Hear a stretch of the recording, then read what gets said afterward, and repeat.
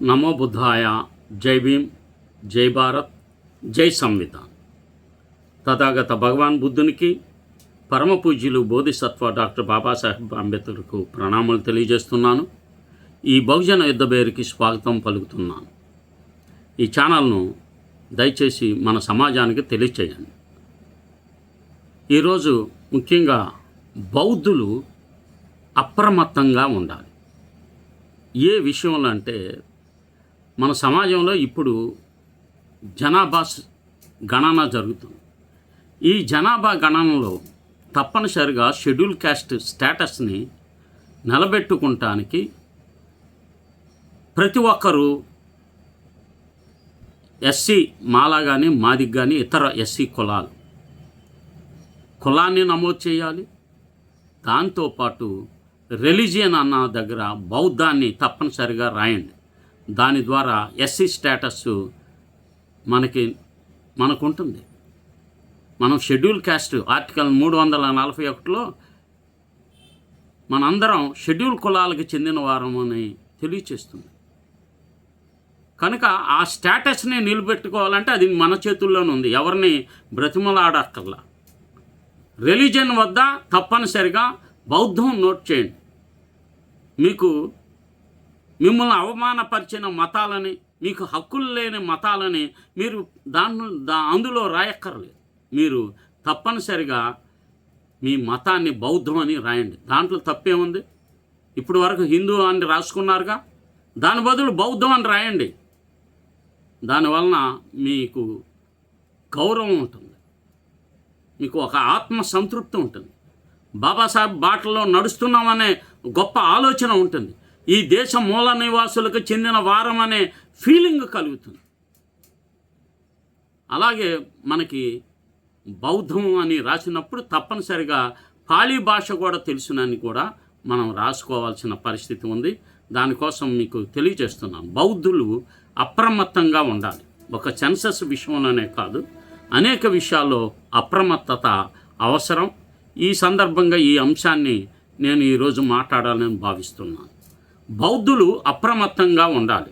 బౌద్ధులు సహజంగానే సత్యాన్వేషణలు, హేతుబద్ధత కలిగిన వారు. సత్యమేదో అసత్యమేదో తెలుసుకునే విచక్షణ జ్ఞానం కలిగిన వారు. బోధిసత్వ డాక్టర్ బాబాసాహెబ్ అంబేద్కర్ తాను చేసిన సామాజిక పోరాటంలో భాగంగా తన అనుయులకు 5 ముఖ్యమైన చారిత్రాత్మకమైన పవిత్రమైన భూములను పరిరక్షించుకోవడానికి కర్తవ్య బోధన చేశారు. అవి జన్మభూమి, 2 క్రాంతి భూమి, 3 దీక్షాభూమి, 4 చైత్యభూమి, 5 ధమ్మభూమి. జన్మభూమి అంటే డాక్టర్ బాబాసాహెబ్ అంబేద్కర్ జన్మస్థలం మహారాష్ట్రలో మౌ నగరంలో ఉంది.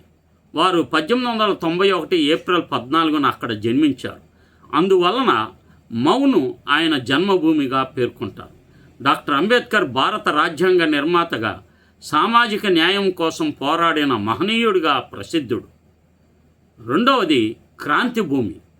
డాక్టర్ అంబేద్కర్ మహద్ చెరువు పోరాటాన్ని క్రాంతి భూమిగా చెప్పడానికి ప్రధాన కారణం, ఈ పోరాటం ద్వారా భారతదేశంలో అణగారిన వర్గాల కోసం, హక్కుల కోసం జరిగిన ఉద్యమం మొదటిసారిగా దేశవ్యాప్తంగా గమనించబడింది. 20 మార్చ్ 1927లో మహారాష్ట్రలోని మహద్ చెరువు వద్ద డాక్టర్ అంబేద్కర్ నేతృత్వంలోని అణగారిన వర్గాలకు నీటి హక్కు కోసం ఆందోళన జరిగింది. ఈ పోరాటం ద్వారా అణగారిన వర్గాల హక్కులు గుర్తించడంలో ఒక పెద్ద అడుగు పడింది. అందుకే మహద్ చెరువు పోరాటాన్ని క్రాంతి భూమిగా పరిగణిస్తాము. 3వది దీక్షాభూమి.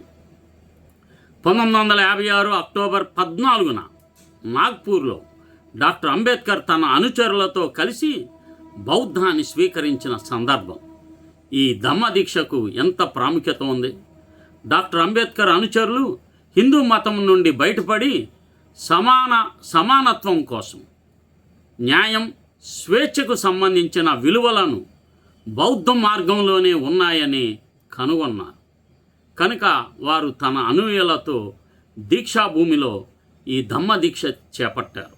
ఆర్ఎస్ఎస్ ప్రధానంగా ప్రచారం చేస్తున్న భావజాలానికి వ్యతిరేకంగా మహారాష్ట్రలోని నాగ్పూర్లో తన అనుయాయులందరికీ మార్గదర్శకంగా ఉండేలాగా బౌద్ధంలోకి తిరిగి ప్రవేశించడానికి బౌద్ధ ధమ్మ దీక్ష ఇస్తూ 22 ప్రతిజ్ఞలు చేయించారు. తన జీవితాంతం హక్కుల కోసం పోరాడుతూ చివరికి తన అనుచరులతో కలిసి సమానత్వాన్ని ప్రతిబింబించే మార్గాన్ని ఎంచుకున్నారు. అందుకే ఆ ప్రాంతాన్ని దీక్షా భూమిగా పిలుస్తారు. ప్రతి సంవత్సరం అశోక్ విజయదశమి రోజున ధమ్మచక్ర పరివర్తన దిన ర్యాలీకి లక్షలాది మంది ప్రపంచవ్యాప్తంగా తరలి వస్తారు. నాగపూర్లో దీక్షాభూమి బౌద్ధులకు ఒక చారిత్రాత్మకమైన అత్యంత స్మారక పవిత్రమైన స్థలం. బోధిసత్వ డాక్టర్ బాబాసాహెబ్ అంబేద్కర్ మహాపరినిర్వాణం తర్వాత వారి ఏకైక కుమారుడు, భారతీయ బౌద్ధ మహాసభ 2వ జాతీయ అధ్యక్షుడు, ఎమ్మెల్యే సూర్యపుత్ర భయ్యాసాహెబ్ యశ్వంతరావు అంబేద్కర్ అలుపెరగని కృషితో దీక్షాభూమి నాగ్పూర్ భారతీయ బౌద్ధ మహాసభ పేరట ఆరోగ్య శాఖ 14 ఎకరాల భూమిని సేకరించేందుకు 24/2/1961 శాసన మండలిలో తీర్మానం చేయగా అప్పటి ముఖ్యమంత్రి యశ్వంతరావుకు చవాన్ సాహెబ్ ఆమోదం తెలిపారు. మహారాష్ట్ర ప్రభుత్వ నిర్ణయం ప్రకారం 31/5/1961 6261/666243 ప్రకారం దీక్షా భూమిని భారతీయ బౌద్ధ మహాసభ పేరుతో ఒక సర్క్యులర్ని జారీ చేసి డివిజనల్ కమిషనర్ నాగ్పూర్ గారి ఆదేశాలు జారీ చేసింది. ప్రతి సంవత్సరం కోట్లాది మంది దీక్షా భూమిని సందర్శించడానికి అడ్డుకోవడానికి ఆర్ఎస్ఎస్కు మద్దతు పలకడానికి కొన్ని బౌద్ధ ముసుగులో ఉన్న సంఘాలు దీక్షాభూమి స్థలాన్ని పార్కింగ్ ప్లేస్ కింద మార్చి ప్రపంచ పర్యాటక కేంద్రంగా కింద మారబోతున్న దీక్షాభూమిని నాశనం చేయడానికి ప్రయత్నం చేశారు. బోధిసత్వ డాక్టర్ బాబాసాహెబ్ అంబేద్కర్ 3 మనవళ్ళు ఆదరణీయులు బాలాసాహెబ్ ప్రకాష్ అంబేద్కర్, డాక్టర్ భీమరావ్ యశ్వంత్ అంబేద్కర్, ఆనందరాజు అంబేద్కర్ బిఎస్ఐ సంఘంతో కలిసి దీక్షాభూమి నాగ్పూర్ను తమ ఆధీనంలోకి తీసుకొని డాక్టర్ బాబాసాహెబ్ అంబేద్కర్ స్మారక స్మృతిని అధికారులను బలవంతంగా అక్కడ నుండి తరిమికొట్టి నాగ్పూర్ దీక్షాభూమిని విముక్తి చేయుటకు అన్ని రకాల ప్రయత్నాలను ఇప్పటికి కూడా చేస్తూనే ఉన్నారు. ఈ పరిస్థితిని బట్టి దేశంలోని భారతీయ బౌద్ధ మహాసభలో పనిచేస్తున్న ప్రతి ఉపాసకులు నిజ నిర్ధారణకు రావాల్సిన ఆవశ్యకత ఎంతైనా ఉంది. మీరు పనిచేస్తున్న బిఎస్ఐ ఆర్ఎస్ఎస్కు అనుకూలంగా ఉందా, లేక బాబాసాహెబ్ నిర్దేశించిన బాటలో నడుస్తుందా లేదా అన్నది బౌద్ధులు మరొకసారి సత్యాన్వేషణ చేయవలసిన పరిస్థితి తప్పనిసరిగా ఉంది.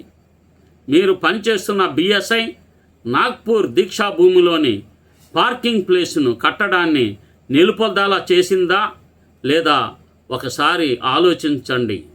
డాక్టర్ అంబేద్కర్ మనవళ్ళ పోరాటమే దీక్షాభూమి పవిత్రతను కాపాడటానికి పార్కింగ్ ప్లేస్ కట్టకుండా నిలుపుదల చేశారు. 4వది చైత్యభూమి. ముంబైలోని దాదర్ వద్ద ఉన్న బాబాసాహెబ్ సమాధి స్థలం. 1956 డిసెంబర్ 6న డాక్టర్ అంబేద్కర్ మహాపరినిర్వాణం తర్వాత వారి దేహాన్ని ఇక్కడే సమాధి చేశారు. చైత్యభూమి అతి పవిత్రమైన ప్రముఖ స్థలం. ఎందుకంటే డాక్టర్ అంబేద్కర్ బౌద్ధాన్ని స్వీకరించి తన అనుచరులను అదే మార్గంలో నడిపారు. దాదాపు 10 లక్షల మంది బొంబాయి దాదర్లో బౌద్ధ స్వీకరణ మహాపరినిర్వాణం రోజున జరిగింది. ప్రతి సంవత్సరం డిసెంబర్ 6వ తారీఖున మహాపరినిర్వాణం రోజున లక్షలాది మంది రోజుల తరబడి అనుచరులు ఇక్కడకు వచ్చి బాబాసాహెబ్కు నివాళులు అర్పిస్తారు. దీక్షాభూమిలో స్మారక కమిటీ ఒకటి ఏర్పాటు చేయబడి నాగ్పూర్ భారతీయ బౌద్ధ మహాసభ అని పేరు పెట్టి ఆర్ఎస్ఎస్ అనుకూల బౌద్ధ సంఘాల చేతుల నుండి విముక్తి కోసం పోరాటం కొనసాగుతుంది. 15/7/2020న గౌరవనీయమైన ప్రత్యేక జిల్లా మరియు సెషన్స్ జడ్జి వరోరా దీక్షభూమి నాగ్పూర్ భారతీయ బౌద్ధ మహాసభ కోర్టులో విచారణ జరిగింది. డాక్టర్ బాబాసాహెబ్ అంబేద్కర్ స్మారక సమితి నాగ్పూర్ అధికారులు డాక్టర్ అంబేద్కర్ కుటుంబానికి ద్రోహం చేశారు. 5వది ధమ్మభూమి. డాక్టర్ అంబేద్కర్ భారతదేశాన్ని ధమ్మభూమిగా మారుస్తారనే ప్రగాఢమైన ఆలోచన ఆయన బౌద్ధ మతాన్ని స్వీకరించడానికి చెందినది. 1956 అక్టోబర్ 14న నాగ్పూర్లో అంబేద్కర్ తన అనుచరులతో కలిసి బౌద్ధాన్ని స్వీకరించారు. ఈ సంఘటన భారతదేశ చరిత్రలో ఒక ముఖ్యమైన మలుపుగా భావించబడుతుంది. ఎందుకంటే ఇది పీడితులకు హక్కుల కోసం, సమానత్వం కోసం డాక్టర్ అంబేద్కర్ చేసిన దీక్షను సూచిస్తుంది.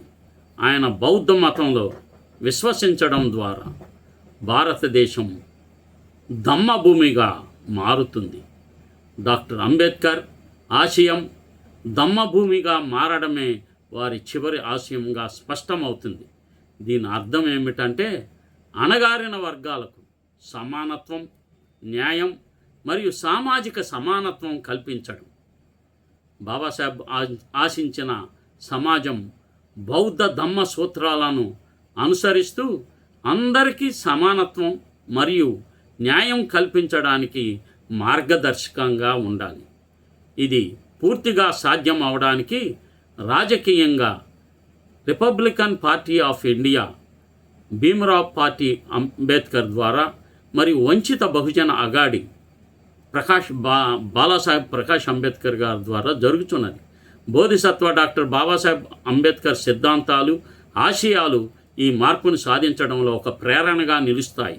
సామాజిక శ్రేయస్సు కోసం, జాతీయ ప్రయోజనాల కోసం, దేశ నిర్మాణం కోసం సమాజంలోని సోదరులందరూ అప్రమత్తంగా ఉండి తమ కర్తవ్యాన్ని నిరంతరం నిర్వహించాలి. అకుంఠ దీక్షతో ఈ ధమ్మ కార్యక్రమాల్లో పాల్గొనాలని చెప్పి నేను విజ్ఞప్తి చేస్తూ నమో బుద్ధాయ, జై భీమ్. ఈ బహుజన యుద్ధవేరు యూట్యూబ్ ఛానల్ను సబ్స్క్రైబ్ చేయండి, షేర్ చేయండి, అందరికీ తెలియచేస్తారని చెప్పి భావిస్తున్నాను.